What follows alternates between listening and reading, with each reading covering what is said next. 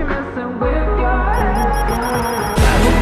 Done kinda crazy. She's poison but tasty. And people say I'm gonna walk away. Yeah, she's sweet but a psycho, a little bit psycho. At night she's screaming, I'm on my.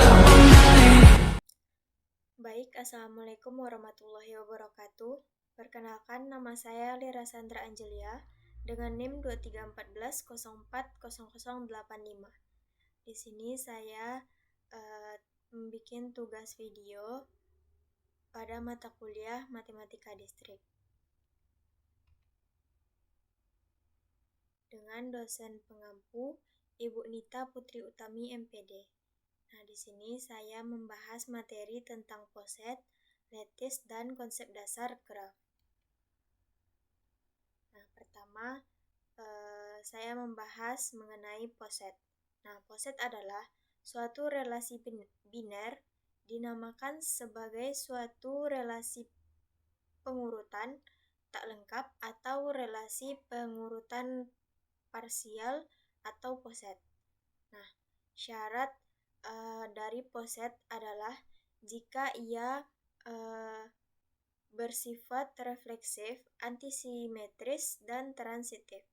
Nah, yang pertama kita membahas mengenai refleksif.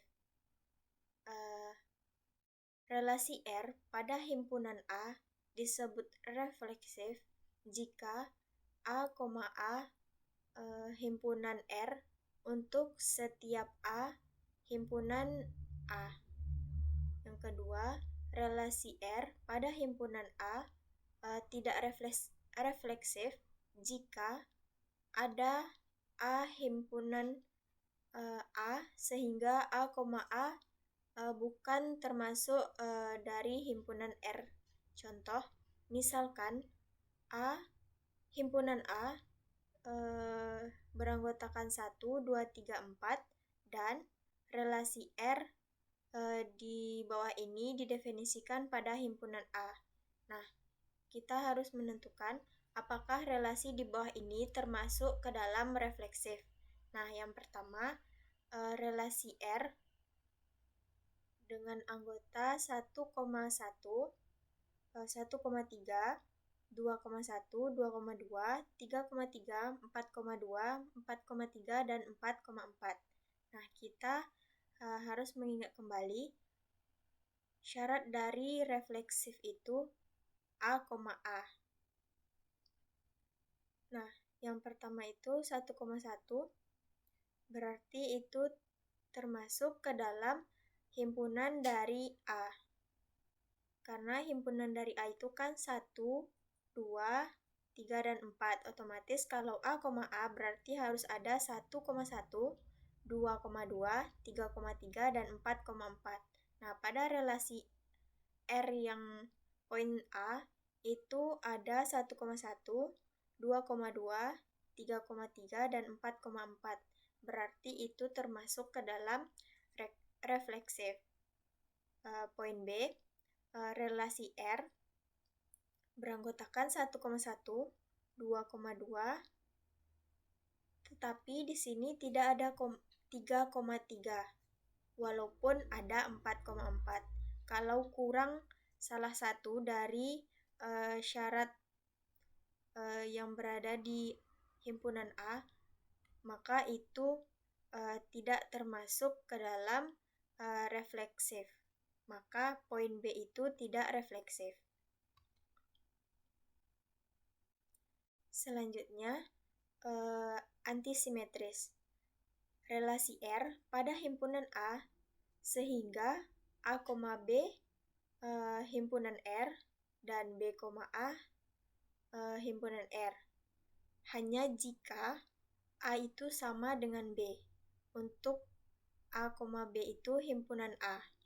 Maka ini disebut antisimetris. Maka syarat dari antisimetris itu A, dan B, A itu harus himpunan R dan A itu sama dengan B. Nah, contoh, misalkan himpunan A dengan dengan anggota 1, 2, 3, dan 4. Maka relasi R itu 1,2, 2,2, dan 3,3. Yang di poin A, syaratnya itu kan harus A, B, dan B, A. Maka A harus sama dengan B. Nah, yang poin A itu 1,1.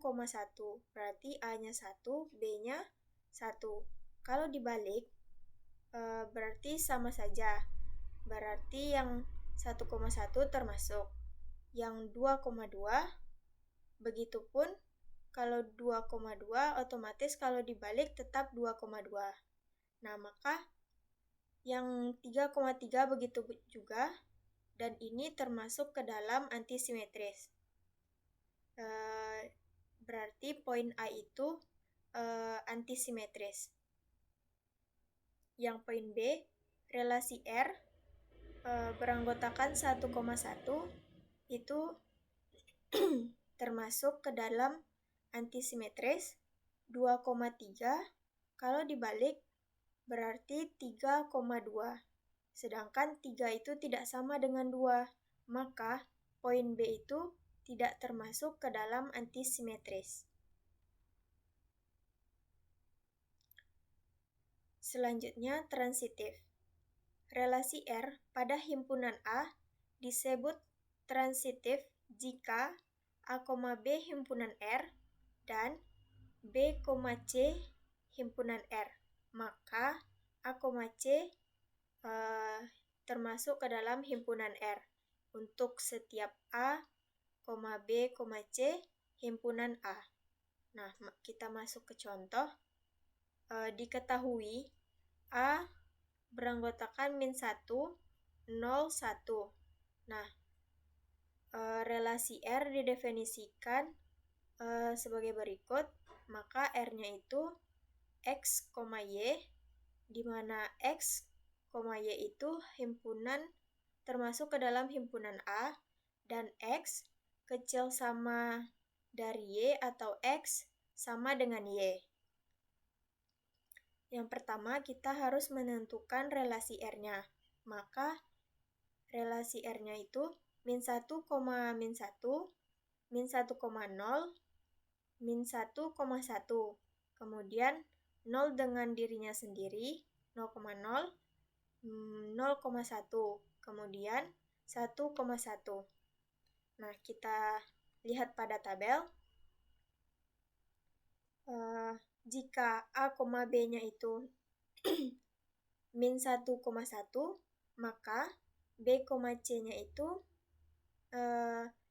yang B-nya harus -1 juga. Maka kita ambil -1,1. Maka hasilnya A, C-nya itu -1,1. Nah, ketiga ini termasuk ke dalam himpunan R, himpunan relasi R. Selanjutnya, -1,1 jika B, C-nya itu -1,0, maka hasilnya -1,0. Nah, ini juga termasuk ke dalam himpunan R. Begitupun sampai ke bawah. Itu harus ada, ketiganya itu termasuk ke dalam himpunan R. Jika tidak ada, berarti itu bukan transitif. Karena syaratnya itu harus A, B, B, C, dan A, C itu termasuk ke dalam himpunan R.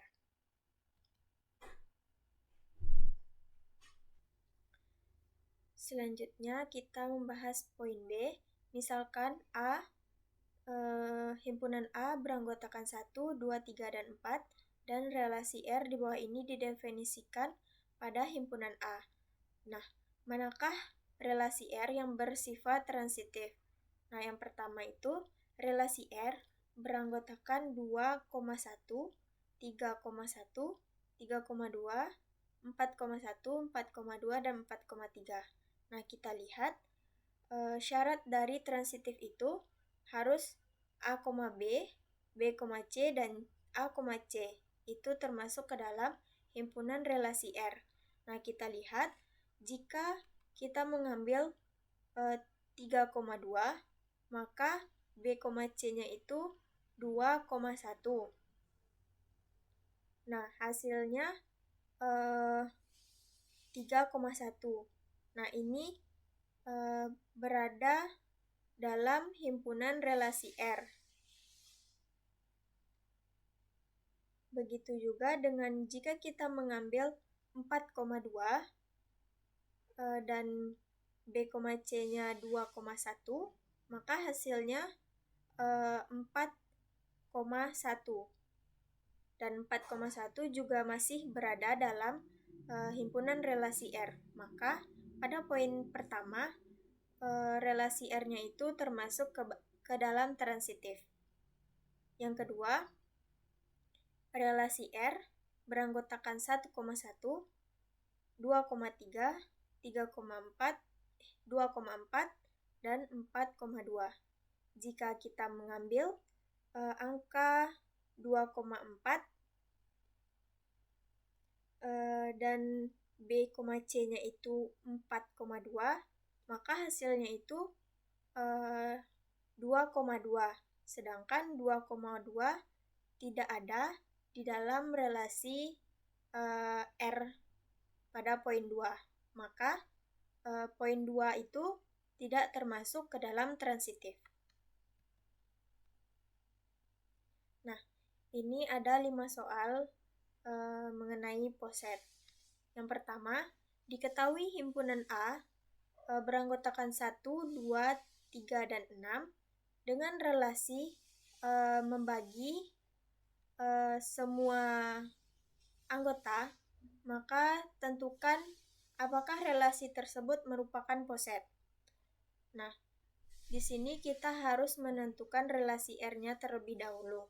Maka relasinya itu 1,1, 1,2, 1,3, dan 1,6.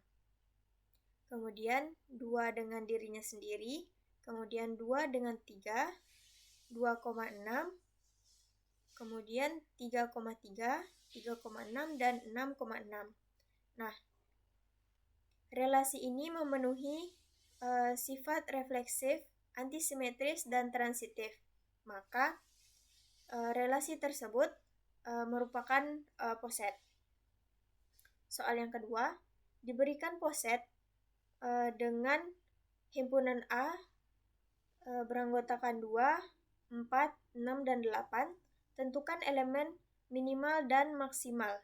Nah, untuk elemen minimalnya itu adalah 2 dan elemen maksimalnya itu adalah 8. Kemudian soal 3, pada poset himpunan A membagi seluruh anggota himpunan A dengan himpunan A beranggotakan 1, 2, 4, dan 8. Tentukan elemen terkecil dan terbesar. Maka elemen terkecilnya itu adalah 1, kemudian elemen terbesarnya adalah 8. Soal yang keempat, diberikan relasi R beranggotakan 1,1, 2,2, 3,3, 1,2, 2,3. Nah, pada himpunan A beranggotakan 1, 2, dan 3, apakah relasi tersebut merupakan poset? Nah, jawabnya relasi bersifat refleksif dan transitif, tetapi tidak antisimetris, karena jika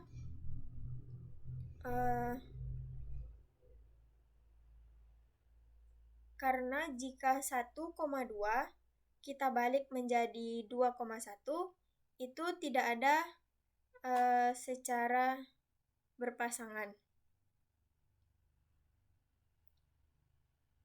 Selanjutnya, soal yang kelima, buatlah diagram hash dari poset himpunan A beranggotakan 1, 2, dan 4 dengan relasi membagi semua anggota pada himpunan A.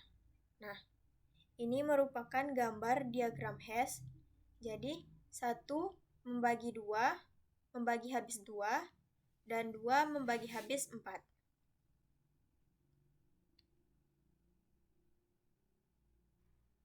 Selanjutnya, kita membahas materi lattice. Suatu poset S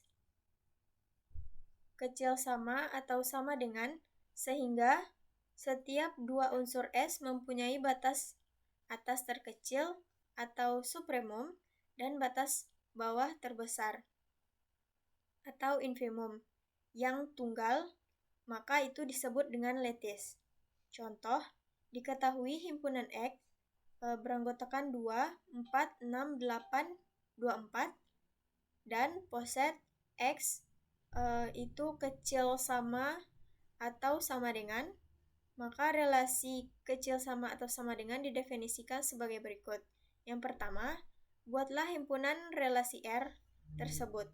Nah, relasi R-nya itu 2,2, 2,4, 2,6, 2,8, dan 2,24. Kemudian 4,4, 4,8, 4,24, kemudian 6,6, 6,24, dan 6,8. Kemudian 8,8 dan 8,24. Kemudian 24 dengan dirinya sendiri. Poin B, gambarlah diagram hash dari poset di atas. Nah, untuk 2 itu membagi habis 4 dan 6. Kemudian 4 membagi habis 8, terus 6 membagi habis 24, dan 8 membagi habis 24. Nah, ini merupakan diagram hash dari poset di atas. Poin C, apakah relasi kecil sama atau sama dengan merupakan lattice? Jelaskan. Nah, ini merupakan lattice karena memiliki supremum tunggal dan infimum tunggal. Dan ciri-ciri dari lattice itu diagramnya tertutup. Bisa dilihat pada poin B, itu diagramnya itu tertutup dan memiliki supremum tunggal dan infimum tunggal, yaitu 24 dan 2. Poin D, carilah batas atas terkecil, batas bawah terkecil dari 4 dan 6 serta poset. Nah,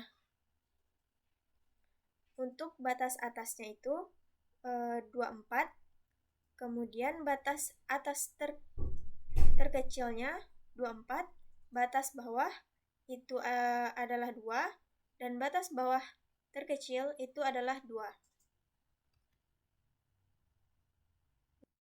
Nah, selanjutnya ini adalah contoh dari lattice. Yang pertama, diberikan poset himpunan A beranggotakan 1, 2, dan 4 dengan relasi habis membagi himpunan A. Nah, apakah poset tersebut merupakan lattice? Nah, jawabannya itu ini merupakan lattice karena 1 membagi habis 2, 2 membagi habis 4. Nah, untuk supremumnya itu adalah 4 dan itu merupakan supremum tunggal, dan infimumnya itu adalah 1 dan itu merupakan infimum tunggal. Nah, maka itu disebut dengan lattice. Itu termasuk ke dalam lattice. Soal yang kedua, tentukan infimum dan supremum dari pasangan 2,4 pada poset himpunan A beranggotakan 1, 2, 4, dan 8 dengan relasi habis membagi himpunan A. Nah, jawabannya untuk infimum 2,4 itu adalah 2.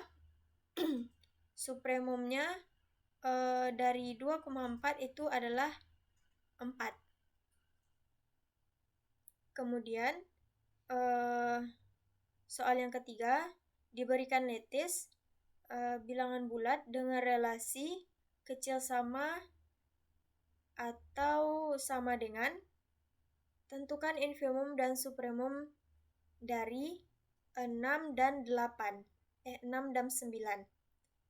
Nah, untuk infimumnya 6,9 itu sama dengan 6, dan supremumnya dari 6,9 adalah 9.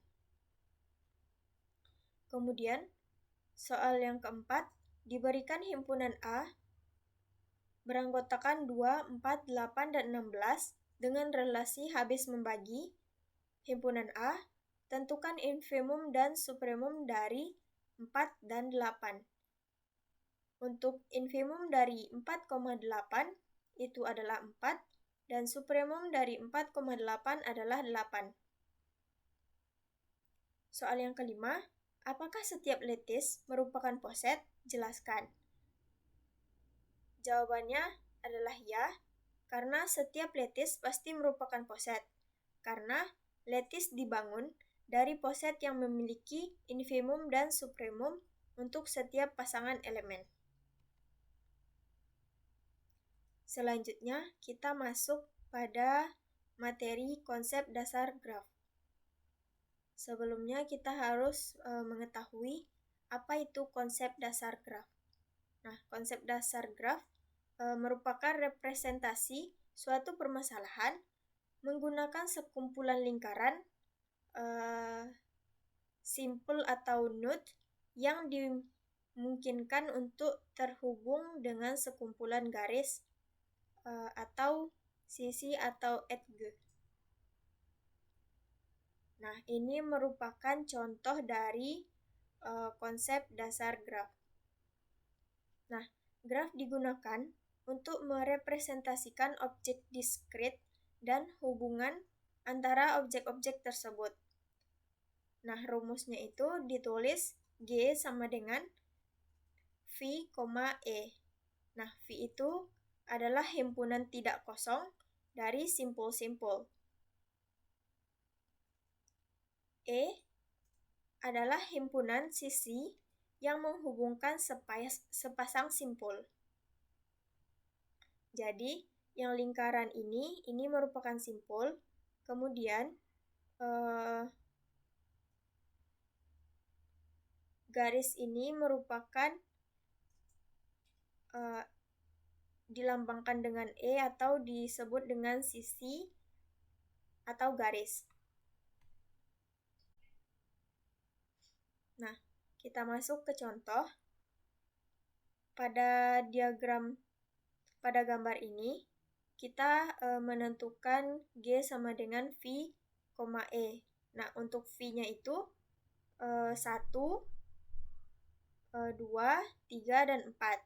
Nah, untuk E-nya itu berarti 1 terhubung dengan 2, 1 terhubung dengan 3.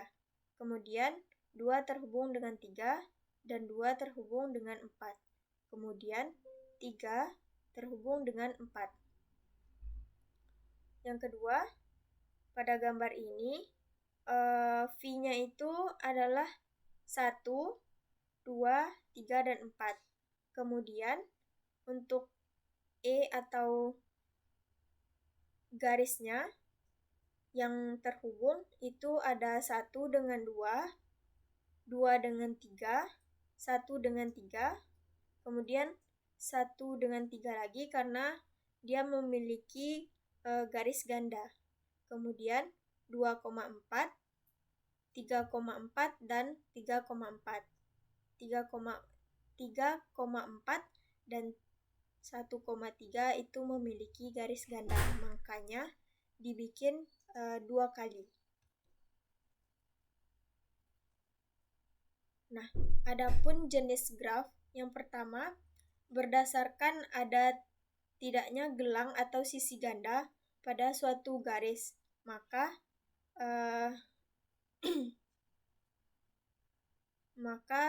graf digolongkan menjadi 2 jenis. Yang pertama, graf sederhana, yaitu graf yang tidak mengandung gelang maupun sisi ganda. Contohnya pada gambar yang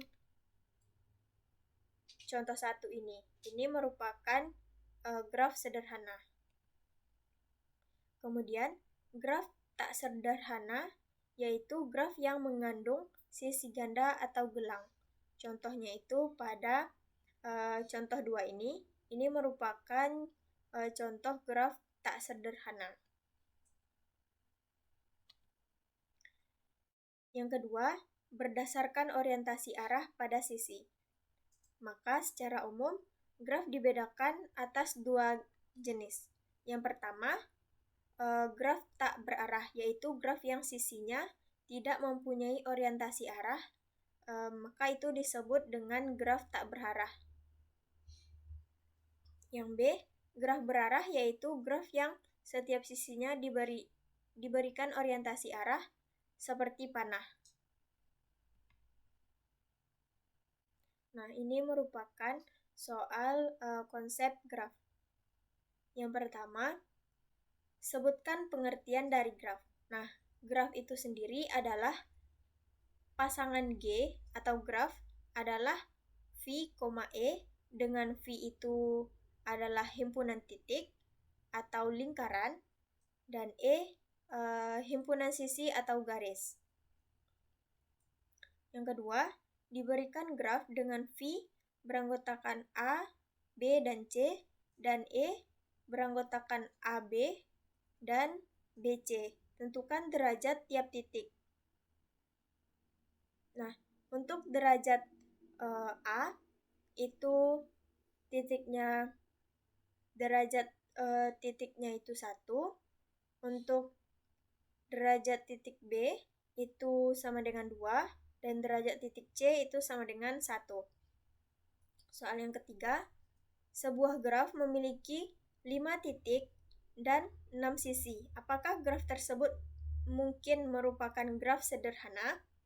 Nah, untuk graf sederhana maksimal memiliki rumusnya itu N dikali N dikurang 1 dibagi 2. Nah, di sini N-nya itu adalah 5, maka 5 dikali 5 kurang 1 dibagi 2 sama dengan 5 dikali 4 dibagi 2 sama dengan 20/2, maka hasilnya itu 10 sisi. Nah, karena 6 kecil sama atau sama dengan kecil sama 10, mungkin ini merupakan graf sederhana. Selanjutnya, soal keempat, apa perbedaan graf berarah dan graf tak berarah? Nah, untuk graf berarah itu memiliki sisi-sisinya memiliki arah atau berbentuk panah. Kemudian, untuk graf yang tidak berarah itu sisinya tidak memiliki arah atau panah. Jadi, sangat mudah untuk menentukan apakah graf itu berarah atau tidaknya. Bisa dilihat pada garisnya itu apakah ada berbentuk panahnya atau tidak. Jika ada berbentuk panah, maka itu graf berarah. Jika tidak ada, maka itu merupakan graf tidak berarah. Soal yang kelima, diberikan graf dengan derajat titik 2,2,2,2. Tentukan jumlah sisinya. Nah, kita pertama-tama menentukan jumlah derajat. Maka 2 ditambah 2 ditambah 2 tambah 2 itu hasilnya adalah 8. Maka jumlah sisinya itu sama dengan 8 dibagi 2 sama dengan 4. Maka sisinya itu ada 4.